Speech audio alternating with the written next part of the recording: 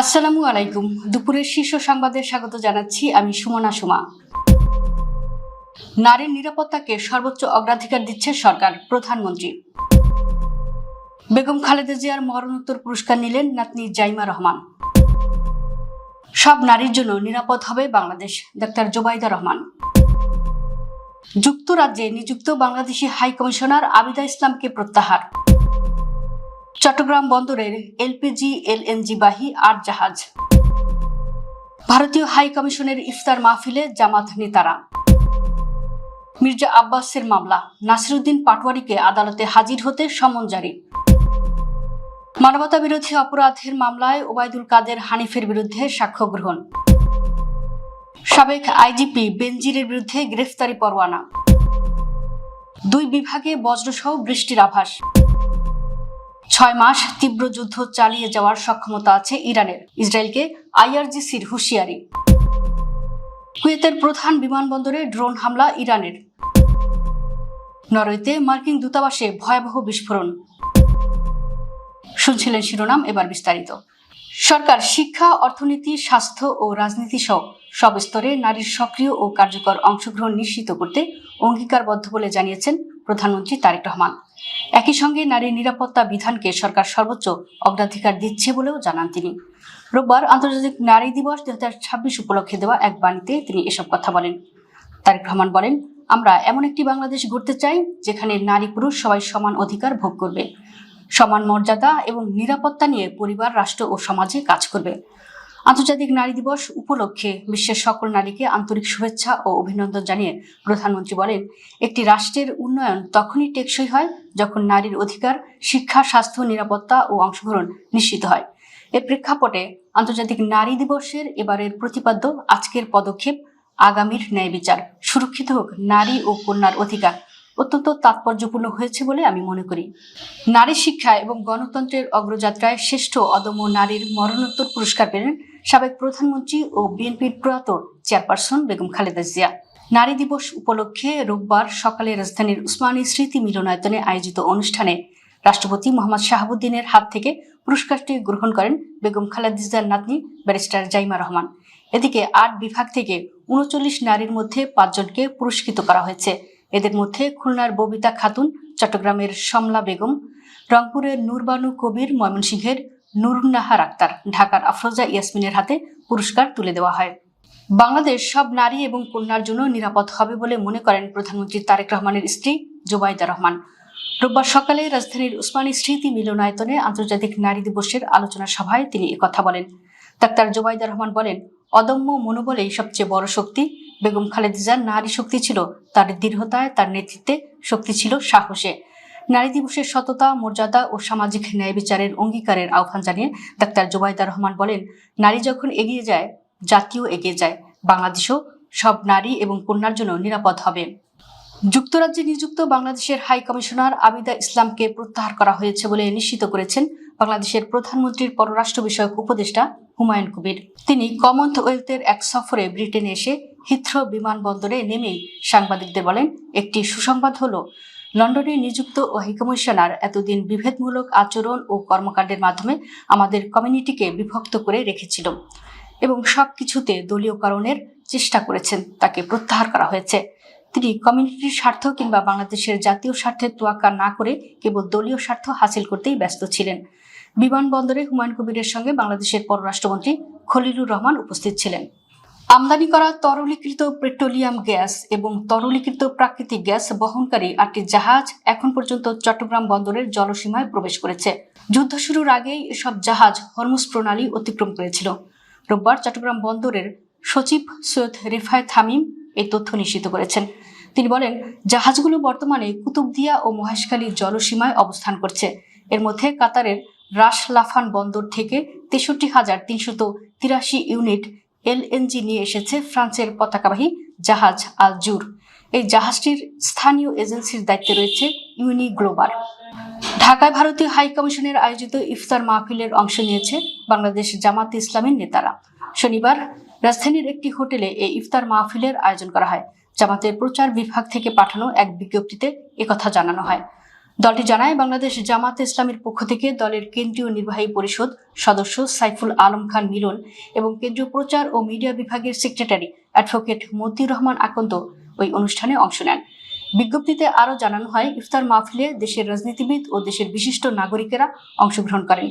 প্রধানমন্ত্রীর রাজনৈতিক উপদেষ্টা ও বিএনপির স্থায়ী কমিটির সদস্য মির্জা আব্বাসকে মানহানি করার অভিযোগে করা মামলায় জাতীয় নাগরিক পার্টি এনসিপির মুখ্য সমন্বয়ক নাসিরুদ্দিন পাটোয়ারীকে আদালতে হাজির হতে সমন জারি করা হয়েছে। রবিবার ঢাকার মেট্রোপলিটন ম্যাজিস্ট্রেট মোহাম্মদ হাসান শাহাদাতের আদালতে বিএনপির রমনা থানার সভাপতি আশরাফুল ইসলাম বাদী হয়ে এ মামলা আবেদন করেন। আদালত মামলাটি গ্রহণ করে এ সমন জারি করেন। ঢাকা আইনজীবী সমিতির সাধারণ সম্পাদক সৈয়দ নজরুল ইসলাম এই তথ্য গণমাধ্যমকে নিশ্চিত করেছেন। মামলায় অভিযোগ করা হয়, নাসিরুদ্দিন পাটোয়ারী ত্রয়োদশ জাতীয় সংসদ নির্বাচনে শাপলা কলি নিয়ে মির্জা আব্বাসের সঙ্গে বিপুল ভোটে হেরে যান। নির্বাচনের সময় নাসিরুদ্দিন পাটোয়ারী মিথ্যা ও মানহানিকর বক্তব্য দেন। শুধু তাই নয়, নির্বাচনে বিপুল ভোটে হেরে যাওয়ার পর আরও বেশি করে সামাজিক যোগাযোগ মাধ্যমে এবং বিভিন্ন অনলাইন পত্রিকার মাধ্যমে মিথ্যা মানহানিকর বক্তব্য ও বিভিন্ন হুমকি প্রদান করতে থাকেন। জুলাই গণঅভ্যুত্থান চলাকালে সংঘটিত মানবতা বিরোধী অপরাধের মামলায় আওয়ামী লীগের সাধারণ সম্পাদক ওবায়দুল কাদের সহ যুবলীগ, ছাত্রলীগের শীর্ষ 7 নেতার বিরুদ্ধে সাক্ষ্য দিয়েছেন সিআইডির ফরেনসিক বিশেষজ্ঞ শাহেদ জুবায়ের লরেন্স। এদিকে জুলাই আন্দোলনে কুষ্টিয়ায় 6 জনকে হত্যা মামলায় মাহবুবুল আলম হানিফের বিরুদ্ধে জব্দ তালিকায় সাক্ষী ও পুলিশ কর্মকর্তা আনিসুর রহমান সাক্ষ্য দিয়েছেন। এই মামলার পরদিন সাক্ষ্য গ্রহণের জন্য 10 মার্চ ধার্য করেছেন ট্রাইব্যুনাল। রোববার আন্তর্জাতিক অপরাধ ট্রাইব্যুনাল 2 এর সদস্য বিচারক মোহাম্মদ মঞ্জুরুল বাসিদের একক বেঞ্চে এ সাক্ষ্য গ্রহণ হয়। ট্রাইব্যুনালে প্রসিকিউশনের পক্ষে শুনানি করেন প্রসিকিউটর ফারুক আহমদ, সঙ্গে ছিলেন প্রসিকিউটর সুলতান মাহমুদ ও শহীদুল ইসলাম সর্দার। অবৈধ সম্পদ অর্জন ও মানি লন্ডারিং এর অভিযোগে করা মামলায় সাবেক পুলিশ মহাপরিদর্শক বেনজির আহমেদের বিরুদ্ধে দুর্নীতি দমন কমিশন দুদক দাখিল করা চার্জশিট গ্রহণ করেছেন আদালত। একই সঙ্গে তার বিরুদ্ধে গ্রেফতারি পরোয়ানা জারির নির্দেশ দেওয়া হয়েছে। রোববার ঢাকার মহানগর জ্যেষ্ঠ বিশেষ জজ আদালতের বিচারক মোহাম্মদ সাব্বির ফয়েজ দুদকের দাখিল করা অভিযোগপত্র আমলে নিয়ে এ আদেশ দেন। সংশ্লিষ্ট আদালতের বেঞ্চ সহকারী মোহাম্মদ রিয়াজ হোসেন গণমাধ্যমকে বিষয়টি নিশ্চিত করেছেন। মামলার নথি অনুযায়ী বর্তমানে বেনজির আহমেদ পলাতক থাকায় তার বিরুদ্ধে হুলিয়া এবং সম্পত্তি জব্দের আবেদনও করা হয়েছে। আদালত আগামী 30 মার্চের মধ্যে গ্রেফতারি পরোয়ানা তামিল সংক্রান্ত প্রতিবেদন দাখিলের জন্য দিন ধার্য করেছেন। রাজধানী ঢাকা সহ সারা দেশের জন্য 5 দিনের পূর্বাভাস দিয়েছে আবহাওয়া অফিস। এতে দেশের বিভিন্ন বিভাগে বৃষ্টি বা বজ্রসহ বৃষ্টির পূর্বাভাস দিয়েছে সংস্থাটি। একই সঙ্গে এ সময় সারা দেশে রাতের তাপমাত্রা কিছুটা বৃদ্ধি পেতে পারে এবং দিনের তাপমাত্রা সামান্য কমতে পারে বলে জানানো হয়েছে। এতে বলা হয়, রোববার সন্ধ্যার মধ্যে খুলনা ও বরিশাল বিভাগের 2-1 জায়গায় বৃষ্টি বজ্রসহ বৃষ্টি হতে পারে। এছাড়া দেশের অন্যত্র অস্থায়ীভাবে আংশিক মেঘলা আকাশসহ সারা দেশের আবহাওয়া প্রধানত শুষ্ক থাকতে পারে। সেই সঙ্গে সারা দেশে দিনের তাপমাত্রা সামান্য কমতে পারে এবং রাতের তাপমাত্রা সামান্য বাড়তে পারে। এদিন সন্ধ্যা 6টা থেকে পরবর্তী 24 ঘন্টায় রংপুর, রাজশাহী, ঢাকা, খুলনা ও বরিশাল বিভাগের 2-1 জায়গায় বৃষ্টি বজ্রসহ বৃষ্টি হতে পারে। এছাড়া দেশের অন্যত্র অস্থায়ীভাবে আংশিক মেঘলা আকাশ সহ সারা দেশের আবহাওয়া প্রধানত শুষ্ক থাকতে পারে। ইরান বর্তমান আকার ও মাত্রার যুদ্ধ আরও অন্তত 6 মাস চালিয়ে যেতে সক্ষম বলে দাবি করেছেন দেশটির ইসলামী বিপ্লবী গার্ড কোরের একজন কর্মকর্তা। ইরানের আধা সরকারি বার্তা সংস্থা ফার্স নিউজ এজেন্সির বরাতে আইআরজিসির মুখপাত্র আলী মোহাম্মদ নাইনি এক বিবৃতিতে বলেন, ইসলামী প্রজাতন্ত্র ইরানের সশস্ত্র বাহিনী বর্তমানে গতির এই তীব্র যুদ্ধ অন্তত 6 মাস চালিয়ে যাওয়ার সক্ষমতা রাখে। এফপির প্রতিবেদনে বলা হয়েছে, নাইনির এ বক্তব্য সম্প্রতি মার্কিন প্রেসিডেন্ট ডোনাল্ড ট্রাম্পের মূল্যায়নের সম্পূর্ণ বিপরীত। ট্রাম্প বারবার দাবি করে আসছে যে ইরানের উপর যুক্তরাষ্ট্র ও ইসরায়েলের চালানো অভিযান অত্যন্ত সফল হয়েছে। কুয়েতের প্রধান বিমানবন্দরে ড্রোন হামলার ঘটনা ঘটেছে। এতে একটি জ্বালানি ট্যাঙ্ক ও ভবনে আগুন ধরে যায়। কুয়েত সরকার বলেছে, কিছুক্ষণ আগে তাদের আকাশ প্রতিরক্ষা ব্যবস্থা 3টি ব্যালিস্টিক ক্ষেপণাস্ত্র শনাক্তের পর সেগুলো ধ্বংস করেছে। কুয়েত আরও জানিয়েছে, কুয়েত আন্তর্জাতিক বিমানবন্দরের জ্বালানি ট্যাঙ্ক ও পাবলিক ইনস্টিটিউশন ফর সোশ্যাল সিকিউরিটির প্রধান ভবনে ড্রোন হামলার পর সেখানে আগুন ধরে যায়। পরবর্তীতে ফায়ার সার্ভিসের কর্মীরা 2 স্থানের আগুন নিয়ন্ত্রণে ও নির্বাপন করেন। উল্লেখ্য, গত 28 ফেব্রুয়ারি থেকে ইরানের উপর যৌথভাবে হামলা শুরু করে যুক্তরাষ্ট্র ও ইসরায়েল। তৎক্ষণাৎ পাল্টা হামলা শুরু করে ইরানও। এর জেরে ইসরায়েল ও মধ্যপ্রাচ্যের বিভিন্ন দেশে অবস্থিত মার্কিন স্বার্থ সংশ্লিষ্ট স্থাপনায় হামলা চালাচ্ছে ইরানি বাহিনী।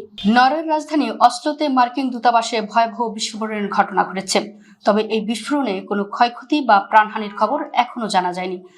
স্থানীয় সংবাদ মাধ্যমগুলোর বরাত দিয়ে মার্কিন সংবাদ মাধ্যম CNN এই তথ্য জানিয়েছে।